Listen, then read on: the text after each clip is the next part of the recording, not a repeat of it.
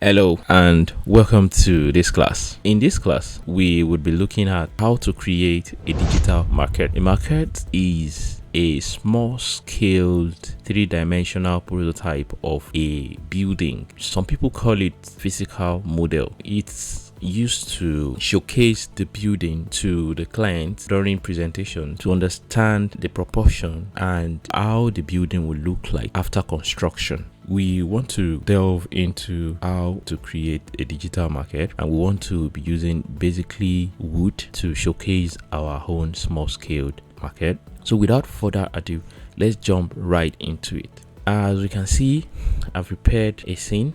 It consists of a high-rise building that I modeled. So we look at the composition already. We see I've made it look like this is a small-scaled prototype of a project, and all this were downloaded from Chaos Cosmos. So I've already set a camera for our scene, and I placed it on a platform which would represent like a desk or a table that it is placed on. So let's go to the camera scene that I've created by pressing C on my keyboard, and because it is the only camera on the scene, it jumps directly into our view. The next thing we want to do is to go and bring up our material by pressing M. I bring my material. So I've set my glass material. Let's name this glass. I've also set this cherry eye gloss from Chaos material library. You can choose whatever wood material or texture that you want. And also from Polyhaven, I've already downloaded a Photo Studio 2K HDRI. Then I have the default white glossy surface for my platform, the platform upon which my model sits. So under the render setup, firstly we will use the environment tab to see without HDRI how it looks like, and also I'll be talking about the material override. All of this will be automatically overridden by our material override. I've not checked this yet, and we'll see what it gives us. If we hit on render button now, we'll see that everything would be dark. Let's check that out. This is already previewing, but you cannot see anything. Why? Because there is no environmental light at all. The default color is black solid color. We'll leave it as that. We want to just bring like a rectangle light to the scene. So let's go to our 4 viewports, and we want to set these viewports and lock it here, view to render. Let me come here and create a rectangle corona light. Come to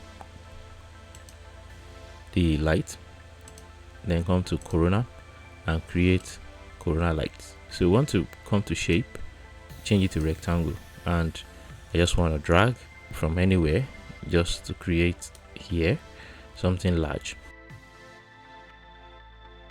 Bring that up above here, somewhere here, and I want to, let me change this to top. Click on this, and I want to scale this like so. Bring it as this. So we want to come to the left, and we have this. So we just want to slightly rotate this so that it focuses on our building. Then this obviously will generate shadow around here. And let's preview our render. So we start to see light shining upon our model, looking nice. But we have this shadow cast here. In product photography, you have this light coming right at this face, so you have a light to soften the shadow here at the opposite side as well, and then you have another light at the top, or from the top or from the back, so that it creates the depth. This will be the strongest of the lights. That's the first one, the key light. Then the second will be softer, then the back would also be very soft. All right, so this, now we want to create a duplicate of this, and of course we would like to rotate this somewhere here.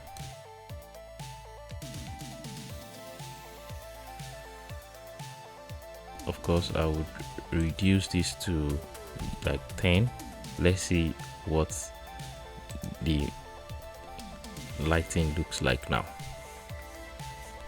We see the shadow here will be softened by this light, but this is way too much. That's why I said you just need a little, like let's say 2, just to soften the shadow there. Let's say 5.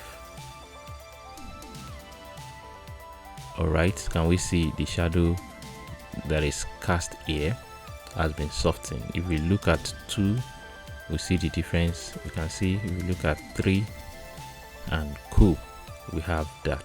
The main source of light as well, we can reduce to 30, and this is good.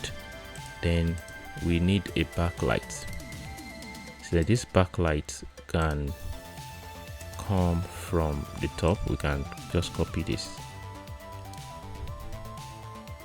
All right, and if we have this, we can rotate this in an opposite direction, and we want to bring it just right here. Okay, let me bring it up so that it won't show, and we want to reduce that as well to, like, let's say 10, and let's preview our render. So guys, we have something like this. Now this is a wooden texture, and we want to come to our render setup. On our render setup, we want to check the material override. Once we come to this, we'll check it on, and by default you see there's no texture here, so we can insert a texture. We will note the name of our texture here, which is Cherry Eyegloss. Just click on this and it takes you to the material map browser. What I do simply is just to type our cherry, it will bring it up, and you click on this and then you pick OK. So now we have this here. By default, what the computer understands by this is that you want it to override everything in the scene with this texture, regardless of whatever texture that each of the surfaces has. So let's see what the outlook is. And so guys, like I've said, we can see everything in the scene has been overridden by our wooden texture, which is not what we want. We want only the building to have this texture, and every other thing like the table, the books, the cutter and all to retain their texture. So this is where we tell the computer what to do. There is an option under the material override. It adds the currently selected objects to the exclude or include list, so we can exclude objects from the lists to be overridden. You just click on the hard button here. Before you click on the hard button, it's good that you select everything you want to exclude from the scene. So let's go to our 3D scene. So from our 3D scene, let me maximize the scene. I want to select this. So you can group the objects that you want to exclude from the list. And I want the cars, the people, everything to be represented by a wooden texture. So that is good. We have this, and then even the platform. So I've selected this. What I need to do is to come here and click on add object. So it adds this object. So now let's see what the update is. So guys, we can see it has excluded all these objects.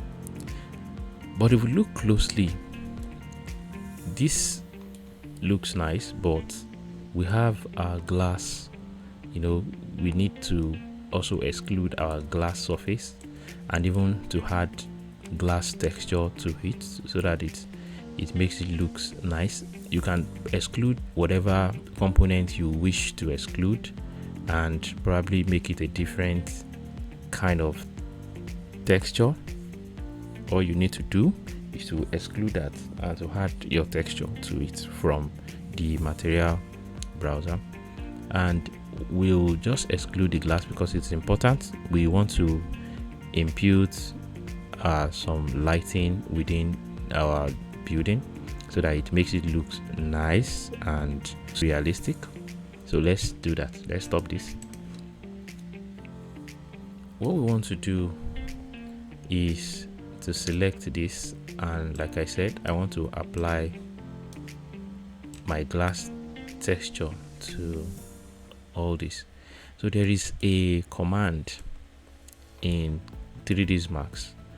If you have similar objects in the scene and there are lots of them, and you don't want to start picking them one after the other, by holding control, all you need to do is to click on one and click on Control Shift and A. So what it does is it selects this is not applicable here. Let me check for the glass here. Control Shift A, and this is applicable here actually. So I can drag all the glass material around. So this is cool when you have a lot in the scene and you just want to select objects that have the same characteristics within the scene. And I've done this for the glass here. So we have the glass around here. We can just apply. I've already applied the glass texture to this. Let me reapply again. Then for the railing, let me just select that manually. Now we have this. So we have a transparent view into the interior of the building. This as well. Let's apply that to this, and let's come to our render setup, and we want to select all this. Okay, I omitted this. Let me apply texture here. So we want to select this. We want to straight away exclude them. Let's add this. So we see it's now 23 objects, so that means all these have been included. So let me include all my glass here as well. Let me click on Control Shift A, and all has been selected. I just want to add them. So we have 46 objects here. So let's preview what we have now. This is looking beautiful now. We can see now we have a glass, and look at the railing here with wood as well, which looks very realistic. We want to place lights into the building to make it look nice, and probably even lights on the street lights as well. And let's do that as well. We want to go to the top view, and on top view we want to come right away and add a corona light. No, just draw this somewhere here. All right, front view, and to light up my scene, most of the time this is what I do. I know some visualizer will bring this light up above here. I don't really do that. I place the light source from below, so I make them face up. You know, you can use whatever style you want, and we want to preview that from the perspective view. Make sure your light is on. Okay, it's here. Let me bring it up as well and copy this.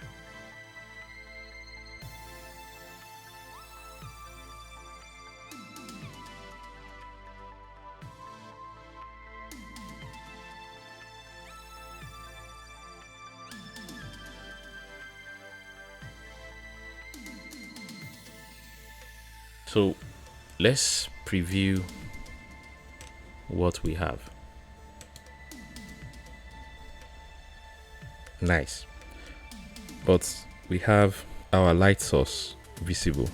We want to disable that so that it's not visible.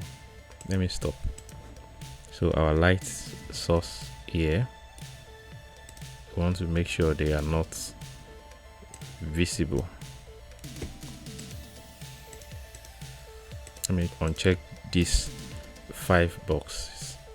The same thing I want to do for all of this.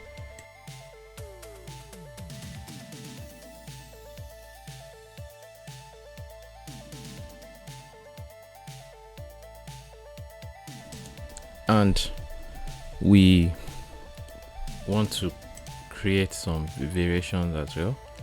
Let me increase the intensity of this. Let's say 20.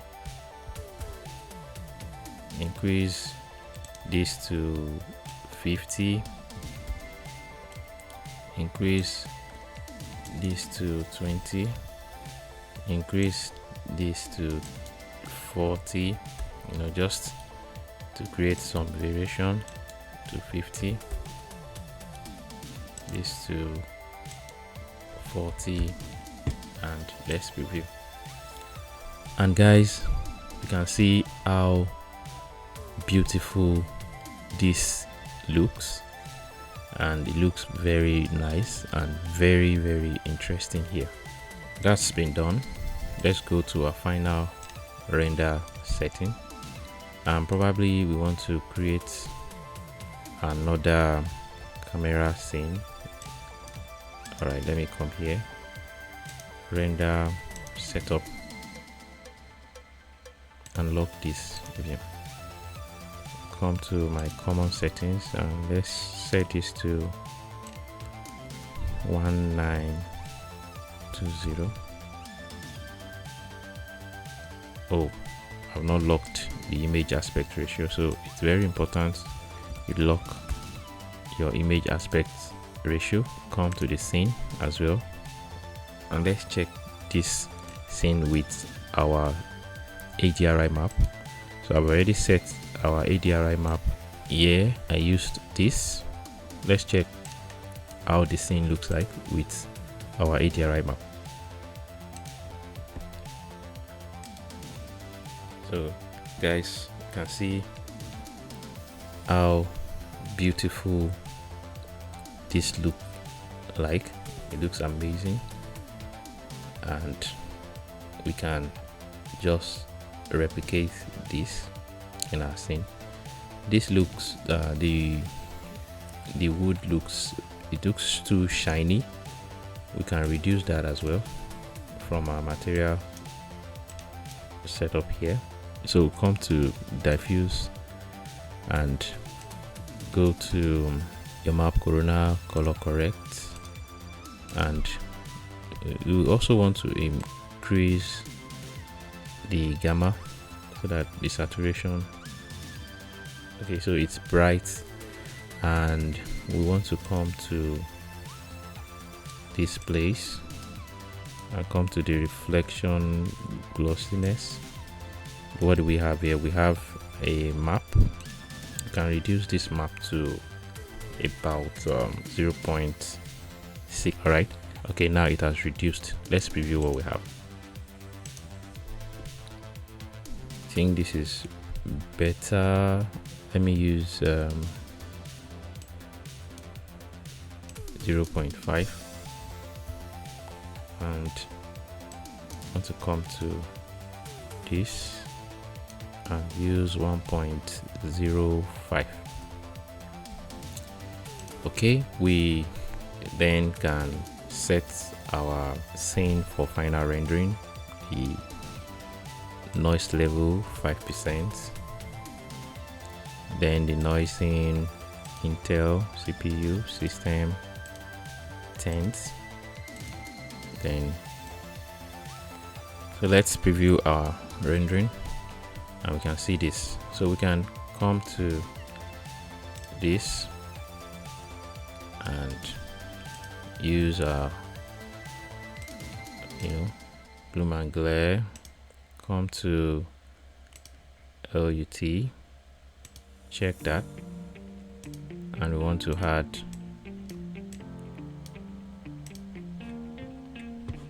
this. Then we want to reduce that. All right, we want to add vignette, then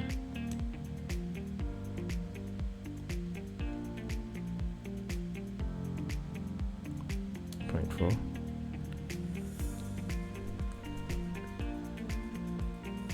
I believe our saturation, our contrast,